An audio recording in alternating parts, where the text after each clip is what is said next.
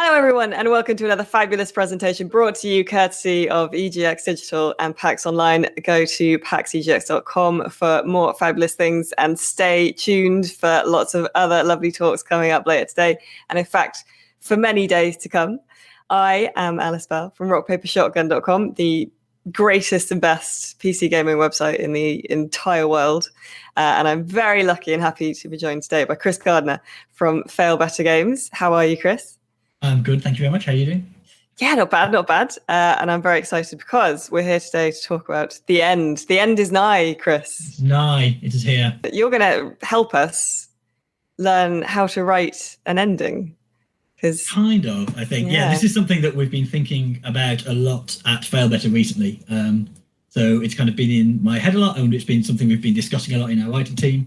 And we've been trying to kind of identify like reliable, practical techniques to achieve a good ending, rather than just sort of hoping whatever idea you come up with is enough and crossing your fingers and praying. I mean, that would be my technique to start with, I think. But, just so everyone knows, I suppose, first of all, do you want to sort of, because I know it's different in every studio, really, but what is a narrative director? What? Yeah, so for us, Failbetter is a very narrative-driven studio. So I suspect narrative director here is a bit different than it is at some other studios. The writing and the narrative and the story is quite kind of front and center for us, and it's a very early part of design and production, which isn't true in all places.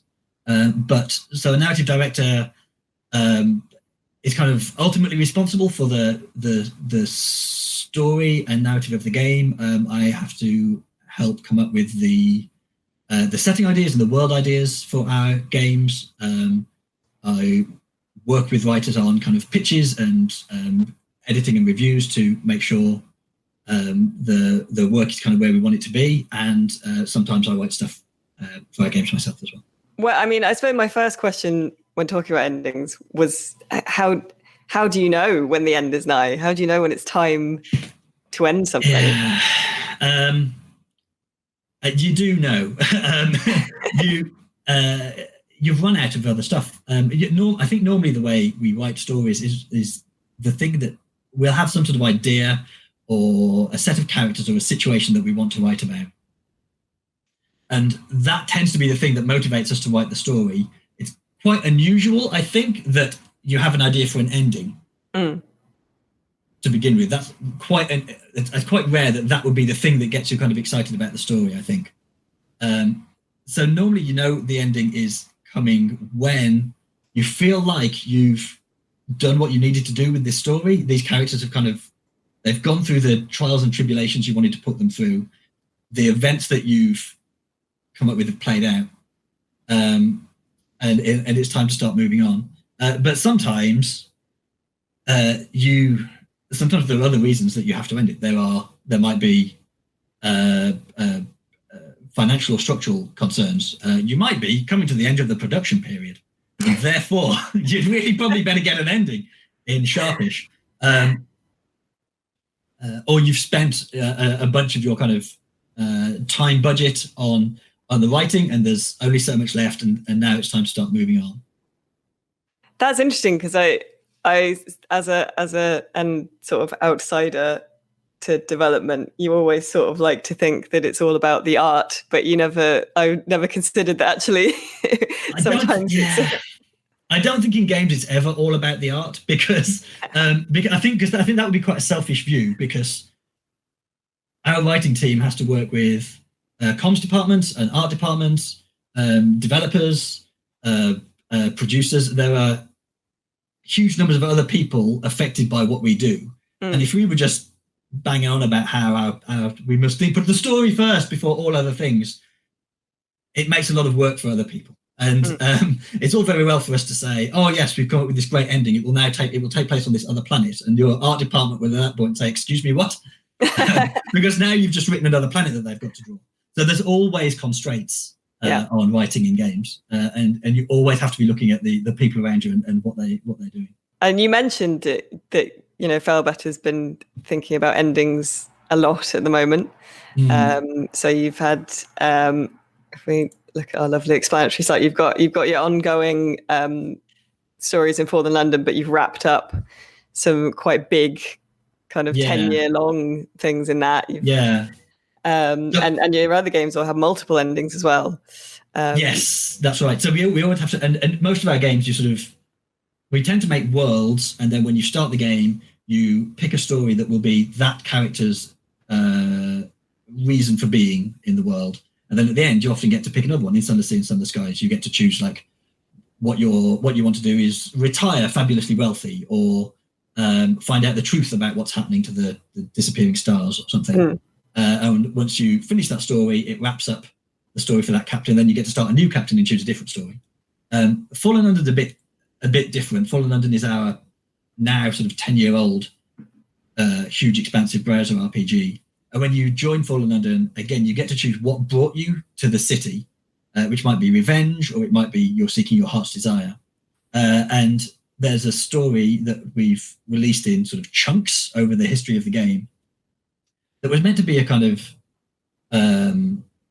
sort of the spine of your experience. It was meant to be the personal dimension to why you're here. Lots of the stories that happen in Fallen London are about the city itself and the people in it, but your ambition was your character's personal story.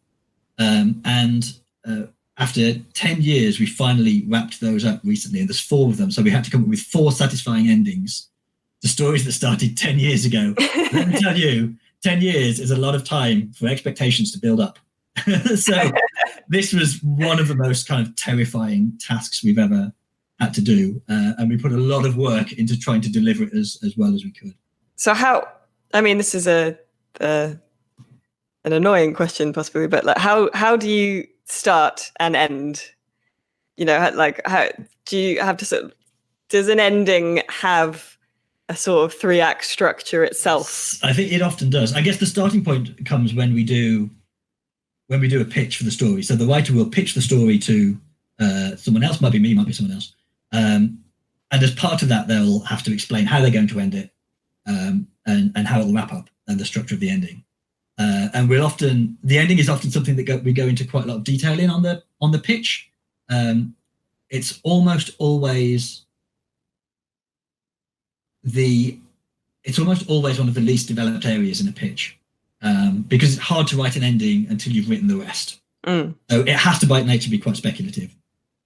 But when we're talking about it, we will look at what the ending will need to work, which will include a sense of build-up, the kind of climax itself and the final choices themselves, and then the consequences, which might involve epilogues and stuff to those final choices. So yeah, there is it's not necessarily as kind of rigid as a 3-act structure, but there are definitely 3 phases to it. There's the build-up, the climax, and then the consequences. Is it normal then for you to start work on a story and for the ending to change mid? Yes. Yeah, I think so. It won't normally change beyond recognition, but it's very common that the focus of it will change, or it's quite common that the kind of framing of the climax will change. When you're just coming up with the idea for an ending, it often tends to be sort of just 1 or 2 lines, really. Like there is the 2 gangs have a showdown in the tea house or whatever. But when you actually start digging into it, you start seeing the amount of things that are going to have to be laid out and put on the table so the player's aware of them. And the choice itself often gets developed and expanded to make sure that the player's actually feeling that they have enough agency and that they're actually getting to make a difference. And that does link into another slide here, but about endings are hard. Endings are real hard. Real hard.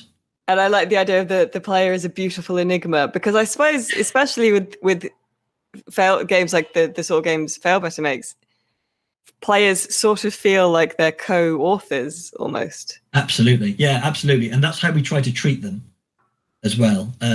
But and this is one of the big differences between games and other narrative media, that in a film or a book, you know exactly what your protagonist is going to be doing because you're writing them. And you can arrange everything around them. But in a game, you have to give the player space to express themselves and to contribute, or why are we here? Why are we doing this as a game? So you're never quite sure what they're going to do when they get to the ending, and you're never quite sure like what they've prioritized up to then. So in a game like Sunless Skies, there's combat, there's trading, there's stories, there's officers, companions that you have on your ship who have their own stories and you explore, and different players will focus on different aspects of those. Like one player might have focused very much on the trading game and avoided almost all combat whenever possible. And that player is likely to have kind of built their character in a certain way that would impact the ending. We're never quite sure what the player has focused on and exactly what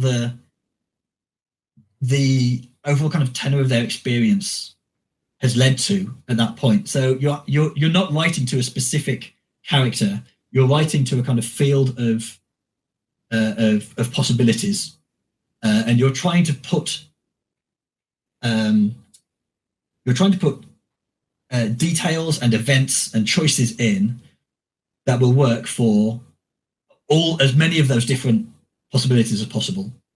And not all of them will, but if you put enough of them in, some of them should, and combine in a satisfying way. But yeah, it's very much about how much space can you give the player in the ending to express themselves and to take actions that they feel will have made a difference. That's super hard.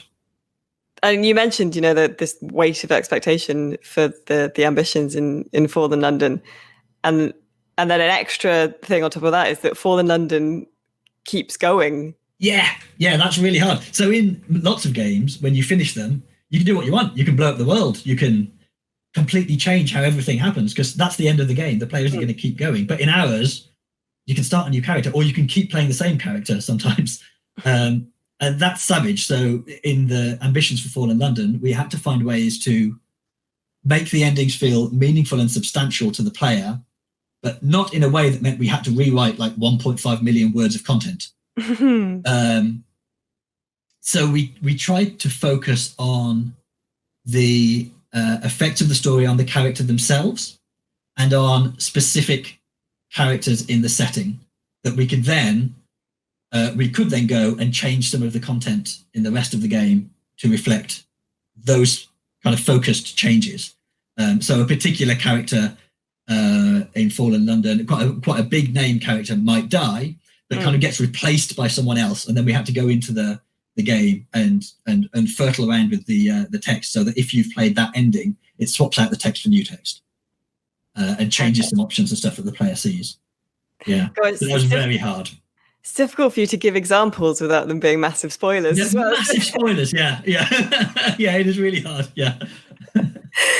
And as well, I mean, I mentioned it as well, but like multiple endings must be a headache as well, which is again something unique to games, unless you're talking about like movies like Clue, where different theatrical cuts happen and stuff. But yeah. How do you even begin to do that and have different endings that still all kind of work? I think you have to. I'm going to resist saying it's really hard because I've said that a million times now, I realise. But you have to. Yeah, what you have to look at, I think, the approach we took is we wanted to look at different experiences we wanted the player to have in the game. So in Sunless Skies, there are, I think, 4 ambitions, and one is become fabulously wealthy and then retire comfortably to a mansion.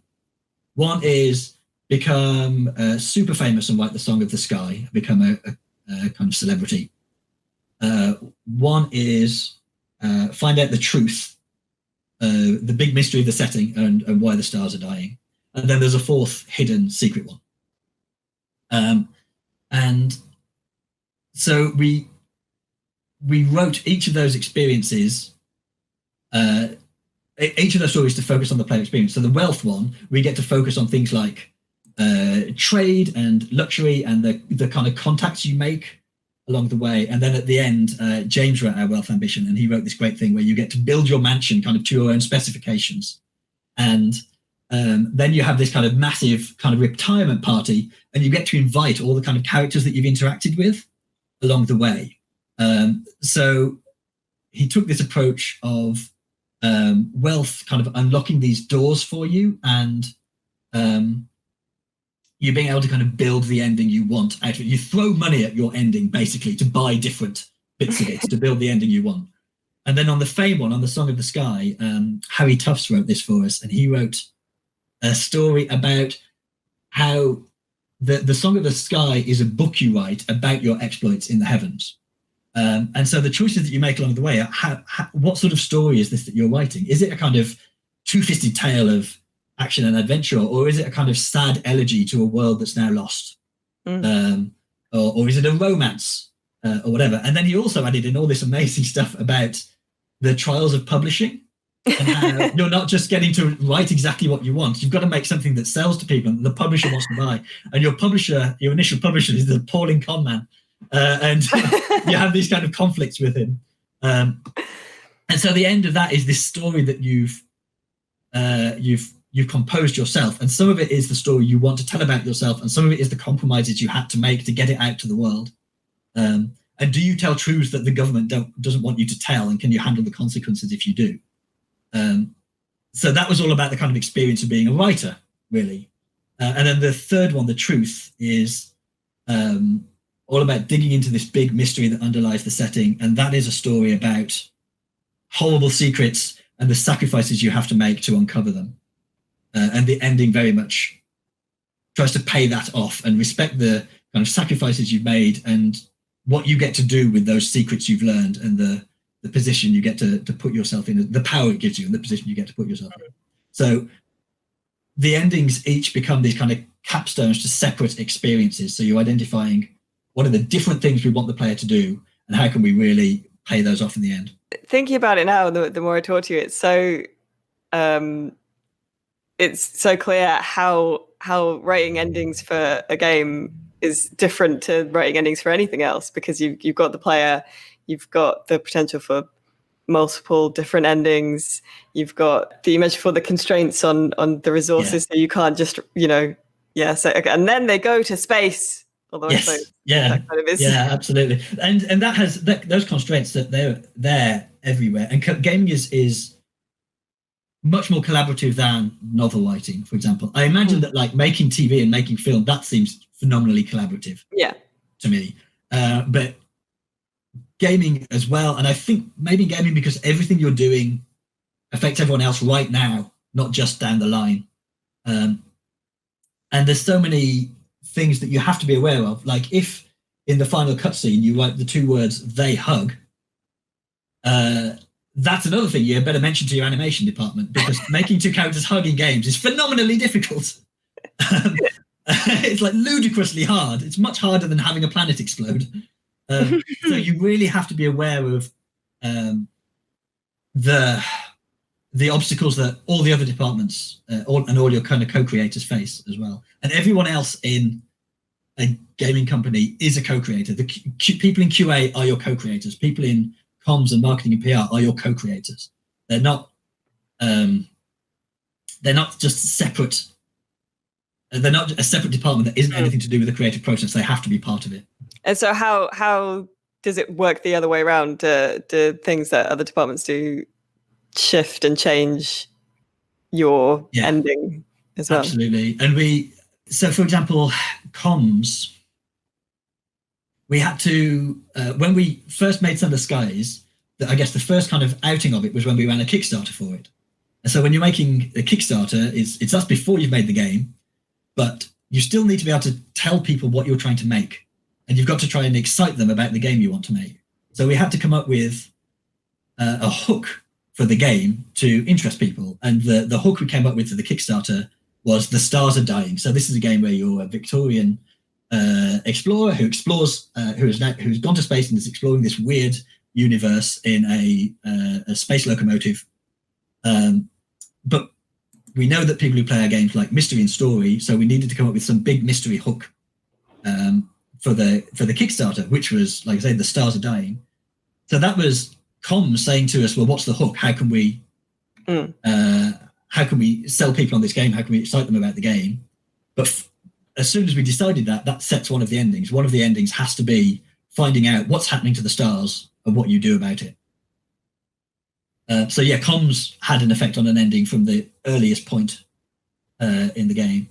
And QA affects us because QA is happening constantly.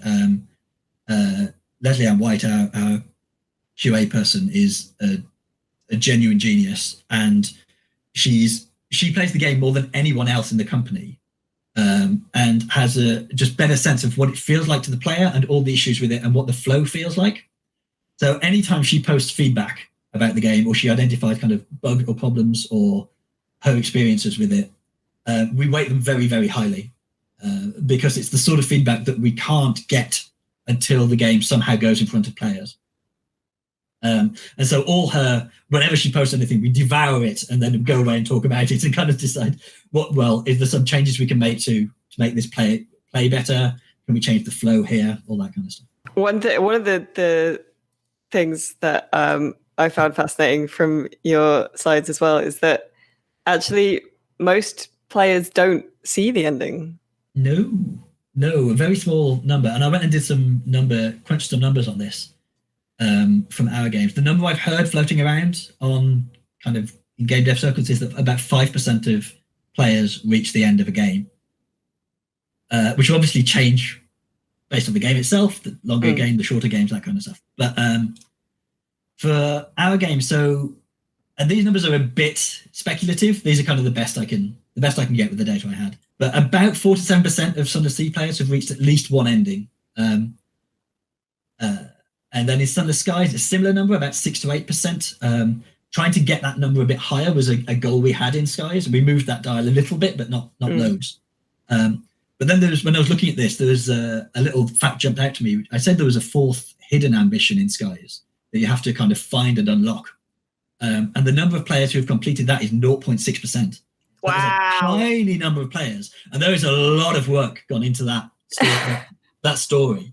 And more players than that would have seen most of the story, but not obviously a tiny number of them have actually completed it. Yeah, some of these numbers are kind of are really alarmingly low when you think about it. Yeah. And the number of players who have fallen London who have completed an ambition, it's about 10% of our monthly active users.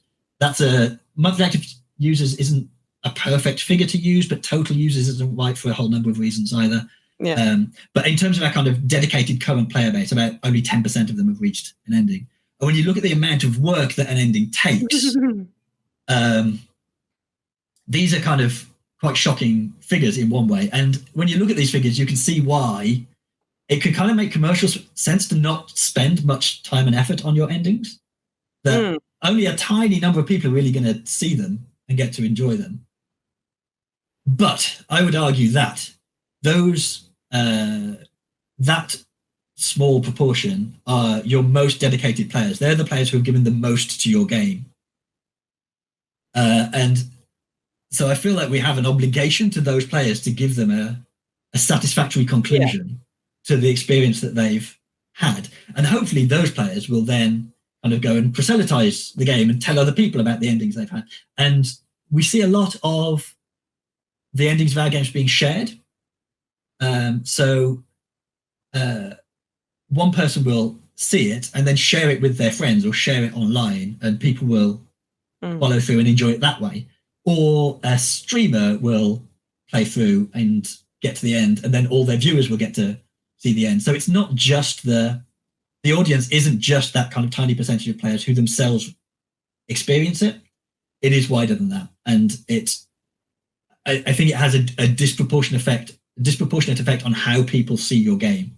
If they have a satisfying ending, they will think more positively of your game overall. And if they have a disappointing one, they will think more negatively of your game overall. Endings have been contentious things in the past. I mean, there have been some high profile kind of consumer revolts against endings they didn't like. And, so some people think the ending of The Sopranos is really good, and other people are incorrect about that.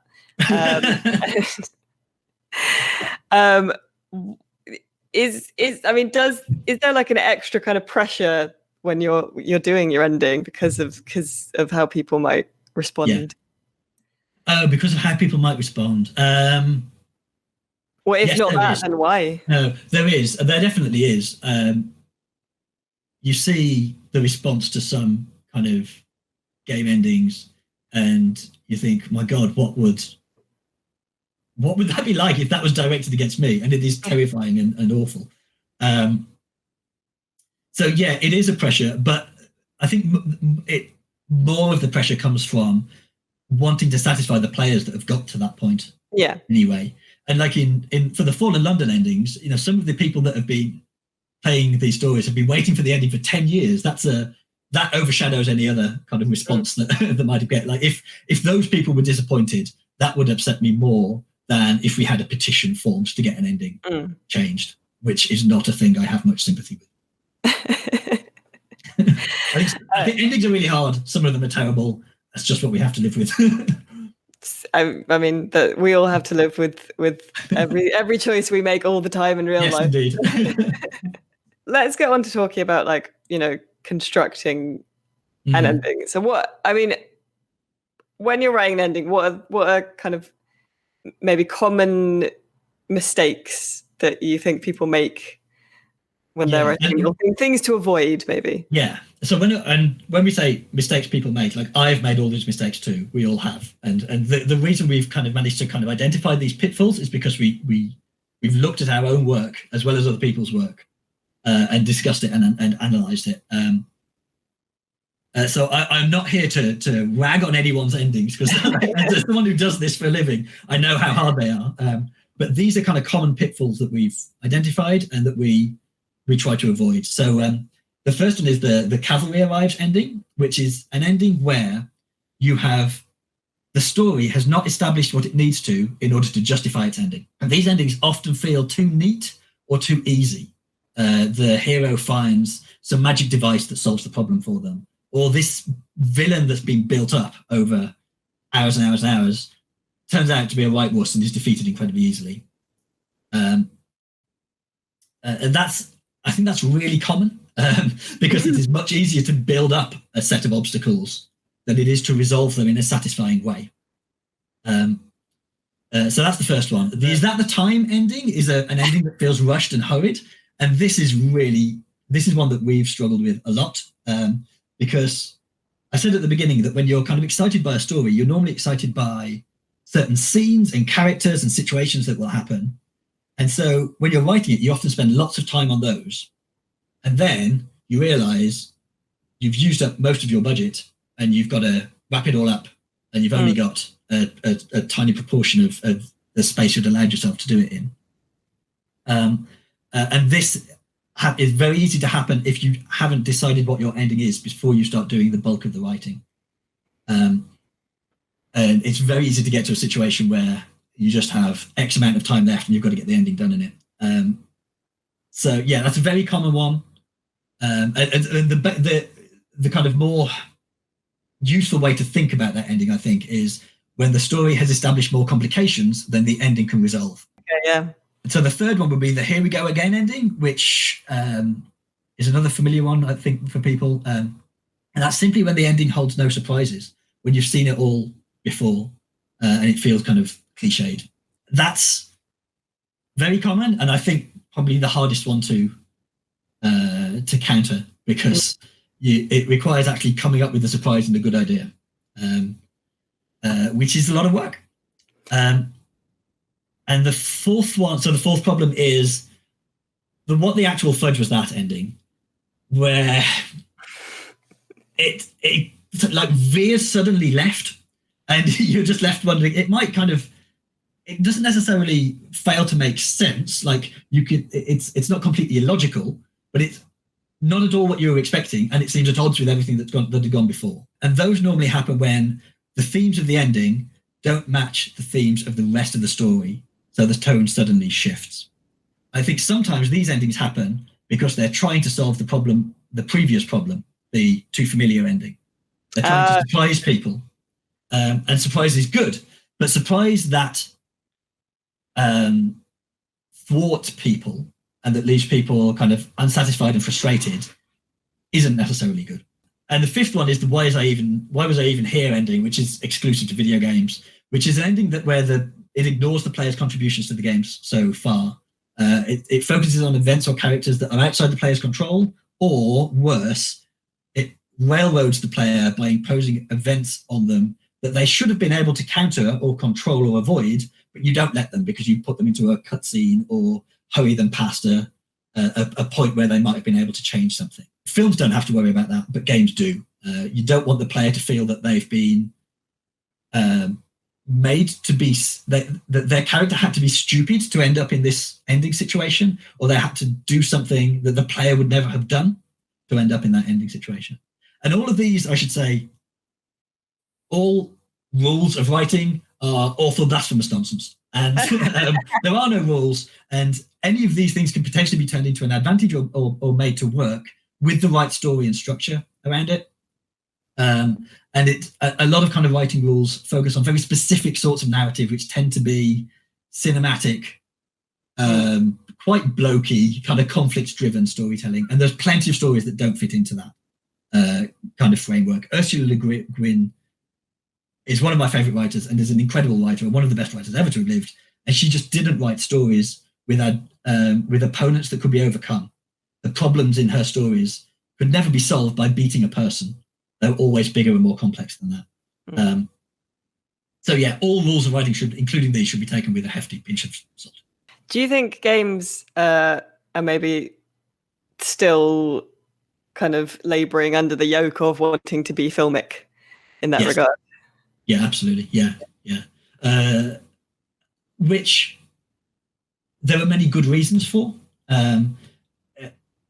Games, the game cutscene technology is so incredible now and so engrossing. And if these kind of cinematic moments in your game are very useful for selling your game, they're very useful for your marketing. Marketing is very hard for us because so much of our game is written, and it's quite hard to kind of excite people by presenting a screen of static text and some exciting music. Yeah, we have to kind of take different angles with our trailers and our marketing material. But yeah, that's something that the games companies still struggle with a lot, and some game companies are like a cinematic experience is what they're aiming for and what they want. So that's not a bad thing for them. That's their goal, whole goal. But it's not always a natural fit for games. And I think a bunch of problems with game endings, the kind of unsatisfactory game endings, happen because people can treat them like a film where they have these specific events they want to happen, and they know these events presented to someone are very affecting and will heighten tension and everything. But then when that intersects with the player suddenly feeling hidebound and constricted and forced down this narrow tunnel that they probably didn't want to go down, that's when you get the problems. We've talked a lot about the problems. So let's talk about what a good ending should do and what it needs. Because I use for endings, I always use murder mysteries as a benchmark. So I watch a lot of gentle kind of mid-afternoon ITV murder mysteries, and they're brilliant because you can tell who did it based on at what point they appear in the episodes of television. So you know from that formula who did it, but they still try and sometimes pull off like surprises where suddenly it's someone who was never in the episode, so you could never have suspected them, which is ridiculous. But you've got kind of three core kind of and these things are things that are like easier said than done, and like based on those kind of problems that we just talked about, these won't come as any surprise. So a good ending should surprise the player. If the ending plays out and you saw everything coming, it is gonna feel unsatisfying. We like to be surprised as long as it's not a nasty or unsatisfying surprise. The second thing they need to do is satisfy, which is about thinking kind of what you've promised to the player and what you can actually deliver. And it's also about trying to push the ending further or deeper than might have been expected. It ties into surprise in a way. But when we were doing the endings to Fallen London, specifically because we knew about this horrifying level of expectations that we had allowed to build up. We spent a lot of time pushing each of the scenes in the ending so it dug more deeply into the setting's lore, or added something new to the setting's lore, or exposed a mystery that we hadn't exposed already or had only touched upon. And so we tried to find ways that the endings would tie very closely into the setting and reveal more and more about it, and sort of elevate the actions that the player has been taking so far. Or in some of them, we took a kind of opposite approach, and rather than expanding them and making the ending about big decisions that would affect lots of things or digging into ancient mysteries, we made them more and more personal with each stage. So we made the character stories that were involved in those endings more elaborate and intense, and tied them more closely to the player, and put the player in the middle of this kind of web of characters with competing objectives. So whatever the player does, all these other characters will have an opinion on it and will push back against it. Or the vengeance story that we had to do, that was a particularly difficult one. It was the first one we did, but it is really hard to write a surprising and satisfying revenge story these days, because it's just been done so much. And so for that one, we ended up focusing on, towards the end, the player gets their revenge by basically becoming the villain from one of those murder mystery stories we were talking about. So they're the person with this massively elaborate plan with fallback B, C, and D so that nothing can go wrong. So it's all about this kind of fantasy of building this plan and seeing it through, and your opponent can do nothing to stop you. So it's not about two figures meet, one is trying to get their revenge, they fight, who will win? It's not that at all. It's completely imbalanced. The person you're getting revenge on is helpless against all these preparations that you've done, which gives it a different kind of feel to many revenge stories. So it kind of made it that bit more satisfying. And then the third one is to respect what came before. So that means like doing a kind of a deep read of or watch or play of what's gone before. And you're looking for kind of lost strands or underdeveloped ideas. And then you're finding ways to call them back and tie them into the ending and make them relevant. And it gives the player a sense of satisfaction and familiarity, that they know these characters and places and events. And you can often put a new light on them, or you can show an ending to these characters that they hadn't got to have before, which often lets you show the player's effect on the story. So this is a way that you can really show the player the effect that they've had on the world. One of the Fallen Under Ambitions, Light Fingers, the one written by Harry Tufts, when he gave me his pitch for it, it was amazing, because he'd done this deep read. And Light Fingers starts off as this heist story where there's meant to be a diamond the size of a cow and you're trying to steal it. And then immediately it veers wildly off the rails and becomes this insane kind of story about body horror and crazy heists and terrifying orphanages and weird love potions and all kinds of crazy stuff. And it goes all over the place. And it's it's a really fun ambition. But Harry had done this amazing read of it, and he had identified, I'm not kidding, every single plot thread or thing that had been left hanging, and found a way to bring them all back in the ending, which made it really, really satisfying and was perfect for that particular story, which had gone in so many different directions. What do you think is the most difficult of those three? I think it's surprise, because the field for surprise is always narrowing. Every time someone writes a new idea, the number of possible ideas goes down. And so it means every time you come up with something, someone's already done it. And it's not that you have to do something that no one has ever done before, but you have to at least find a new angle on it and make the experience feel different. And you don't want the player to be just plodding through, feeling that all of this stuff they'd foreseen, they knew it was coming. Because that then, what's the point in playing to the ending if you knew how it was going to turn out? So you have to be able to. You have to have. I think the only way to address this is develop a set of techniques to increase your likelihood to come up with ideas. And I think traditionally writers as a profession are shockingly hostile about this. Because writers make this whole big thing about if they're asked the question, oh, where do you get your ideas? They always have a funny little joke answer to whip out. Oh, I get them at Camden Market, or there's this little idea shop I go to, or something, or they say, oh, the characters just speak to me, or whatever. But that kind of makes us look like mystics, and that like writing is this magic power that some of us are gifted with and others aren't, and that's rubbish, and it's gatekeeping. And the ideas, you can create techniques that help you come up with ideas and help you work out what ideas are good or bad, and then you can polish those ideas. It's like, it's no more magical than plumbing. It's just a different set of approaches. So for me, the techniques I use are to come up with a surprise. I always look for ways to escalate or intensify an idea. I always ask questions like, the three questions I ask a lot. The first one is what if, which is simply looking at the events of your story and saying, what if something else happened, or what if happened after this, and then playing it through and just running different scenarios through in your mind. And then you combine that with a pair of questions, which is what would I expect to happen and why might it not?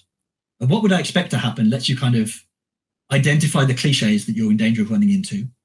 And why might it not helps you avoid them elegantly because you're saying this doesn't happen because, and you have a reason to tie it in, and that will all make your ending kind of more satisfying as well. And the third one is to find an angle, to look for an angle on the story that maybe hasn't been done. So you don't need a completely innovative idea, but you need something like I talked about with that revenge story, where it's not coming down to an equal fight. It's instead the player is getting to essentially be the villain in another character's story, which is something that I'm sure has been done before, but I don't think it's been done that much, and probably hadn't been done in the way we executed it. And other writers will have other techniques to do that, but if you can't answer the question, where do you get your ideas, in a kind of systematic way, I think you're at risk of running into writer's block and someday not having a good idea to hand. And then what do you do at that point? You have to, if you're writing professionally, you have to have a way to generate ideas. You can't just rely on them to come to you. I say that a lot to everyone. I'm always it's a different kind of writing that I do, but I'm always very frustrated that people kind of think of writing as like just a thing that, like a lightning bolt that strikes people, rather than, a skill that you work out like any other skill. Absolutely. When you're thinking about, working on your endings, you talked a little bit about how much kind of time and space to give them, when we talked about how few players might actually see them. So how do you kind of divide up how much time you spend on the ending, and how much space should an ending take up? So based on this is based on the endings that we've been doing recently and how we've been structuring our endings, and based on all these kind of lessons that we've learned. So I would estimate that your ending should take up about 20 to 25% of the total length of your story. So that's not the end scene. That's the phase at which the ending, you're working towards the ending, delivering the ending, and then paying off the ending. To not feel like you're having to kind of rush it and cram everything in, and to make sure you've got the room to build it up and use all these techniques. About a quarter to a fifth of your story should be focused on the ending, I think. And looking as well, like the Fallen Under Emissions, so each of them took 270 hours. Yes. Yeah. So I didn't have these numbers. We have our producer, Stuart provided these numbers to me. He occasionally produces these incredible bits of analysis about what we've been doing and how long it took and everything, which is really useful. The ambitions each took 37 person days, and that involves everyone involved in them. So that's researching, planning, pitching, writing, editing, reviewing, revisions, and QA. That's all those different functions. But all those functions are what it took to get the endings to where we wanted them to be. None of those could be shirked on. The endings were very iterative, that there would be a pitch, a load of feedback on the pitch. There would often then be a second kind of more elaborate pitch that included a full outline which would also receive feedback. There would then be, we would often then choose like the most difficult parts of them that we would write first. And we would write those and then get feedback on those parts and use that to inform the rest of the story. And so people kind of fed into them all the way through the writing process. And because of the expectations on them, our editing process was very intense. And the kind of rewrites and revisions were very intense. So, yeah, I mean, that's just an enormous amount of time. And we did 4 of these things. I mean, that's a colossal amount of time. And like an amount of time that would probably be beyond a lot of smaller companies. This wouldn't be able to spend 37 person days just on the ending, one of 4 endings to a game. But yeah, I think that's what it took us to do endings to a level that we were happy with.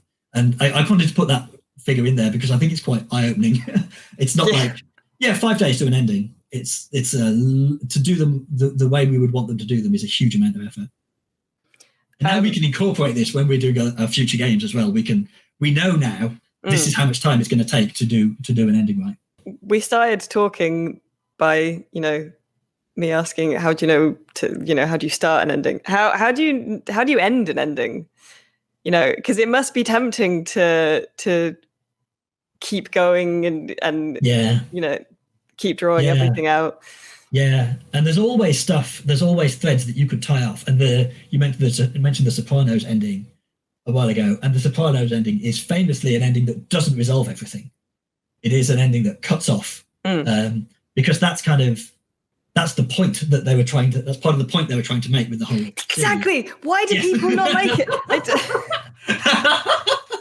I don't know if you've watched The Shield. The Shield has a similar ending. It ends with a kind of a bunch of unpleasant stuff happening, a crisis, and then the main character getting up to go and deal with that crisis, and then it stops, and we don't get to see how he deals with it or if he's successful because it doesn't matter.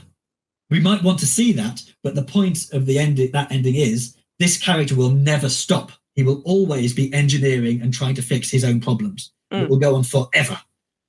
So I think to end a story right, firstly, you need to have a very clear idea of what that story is about and what's the issue that you're exploring. That's not the same as the moral you're trying to give. The stories that give morals tend not to be very satisfying and to feel preachy, but a story that is exploring an issue honestly and sincerely and in depth is satisfying and rich. So if you know what that issue is, that will help you identify what you need to focus on to wrap up. And then you need to resolve enough that the player feels satisfied, that they feel this story has concluded. But it's fine to leave stuff open as long as that too is satisfying. To say that this character story is continuing, this is the situation they're in, is also a satisfying place to leave a story and step out of it. The fact that let's just ruin all the endings to major franchises, but the ending of Breaking Bad ends with one of the characters kind of driving off into the sunset, and the fact that we don't know what happens to them next, but we know that they drove away, is a significant part of that ending. And makes the other character's ending more significant, more important and meaningful. So yeah, I think it's about knowing what your story is about and focusing on how you resolve that or provide an ending note to that. And then looking for the strands of the story that you can use in that, you can develop, that you can tie off, and being thoughtful and intentional about which ones you tie off and which ones you allow to continue. And we found that epilogues are really effective in this. All of our Full and Undone ambitions have a little epilogue that comes up at some point afterwards, and sometimes they're significant and they're a way to show the effect that the player has had on the world. And one of them is absolutely tiny, and it's just you meet one of the characters who she had been a very minor character all the way through the story, and I felt she'd been really hard done by. She had been very important to move the plot on, but she hadn't got to have much agency in the story. And this epilogue is you get to meet her again and see the change she has made in her life as a result of all these events, and how she is a conscious. I really want to spoil the ending because I'm genuinely very pleased with it. But she's made a decision that suggests she's a real active character, and the decision she made ties into the theme of the whole story. And it basically suggests that you've gone through this massive story to achieve this ending, and she took this one simple decision to change her life, and she got to the same place you did, which is which we couldn't have done if we hadn't talked so much about what that whole story was about, and if we hadn't paid so much attention to the reread and finding this is a character that we could do more with, and she's not getting her just desserts at the moment. She's not getting what she's due. So that's the kind of the product of all these lessons coming together to pay off an ending. I fear that we now ourselves, Chris. I mean, it's a very good point to end on, but we have now come to the end of our journey today together. The end of Nigh. Indeed. And thank you, gentle viewer, for joining us today. This a wonderful discussion of how to write endings with Chris Gardiner from Failbetter Games, brought to you by EGX Digital, part of EGX Digital and PAX Online. Go to EGX, it's paxegx.com, I apologize. And also visit rockpapershotgun.com, the best PC gaming website ever in the whole world. And also check out Fallen London. I am on the quiet, a monthly player. Yeah, see? Didn't know that. And do check out the other games which are available on all good consoles and digi storefronts near you. And yeah, thank you once again, Chris, for having this lovely talk with me today. Thank you very much. I always love this talk. They're great.